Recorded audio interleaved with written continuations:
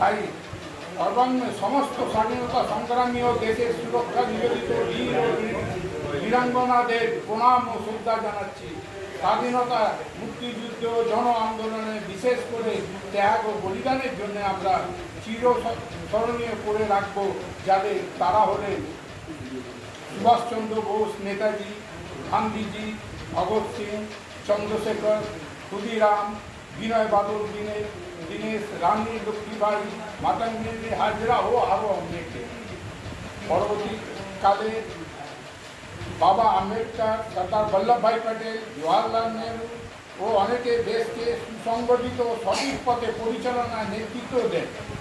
পরাধীনতা, গ্লানি ও ব্রিটিশ শাসন ও অত্যাচার থেকে মুক্তি তারাই ছিলেন আমাদের অন্যতম ব্যক্তি।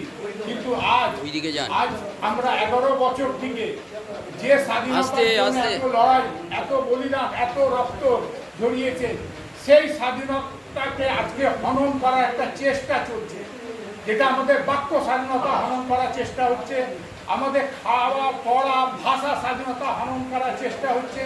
কিন্তু এই স্বাধীনতা কিন্তু আমাদের এই পুরুষরা কিন্তু দিয়ে যায়নি। এখন আমাদেরকে প্রত্যেককে এই স্বাধীনতার দিন আমাদেরকে নিজেরাই মিলেই শপথ নিতে হবে যে এই স্বাধীনতার এগেনস্টে আমরা কিভাবে আলোচনা করব। আমরা সেই পুরনো যে আমাদের মহিষীরা যে স্বাধীনতা দিয়েছেন সেটাকে আস্তে আস্তে ফিরিয়ে আনার চেষ্টা করি।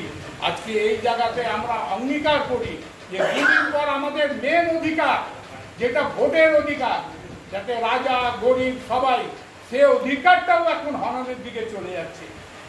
তাহলে এখন এটা চিন্তা করার বিষয় যে এখন আমাদেরকে এই স্বাধীনতার এগেনস্টে যারা আছে তাদের এগেনস্টে আমাদেরকে ঘুরে দাঁড়াতে হবে।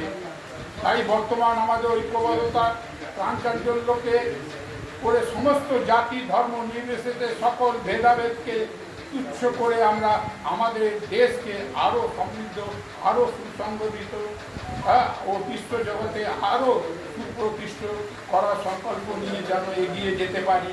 আসুন আজ এই অঙ্গীকারই করি, আর এটাই হবে সেই সব মহান ব্যক্তিদের প্রতি যথার্থ সম্মান ও শ্রদ্ধা। উপস্থিত সকলকে আমার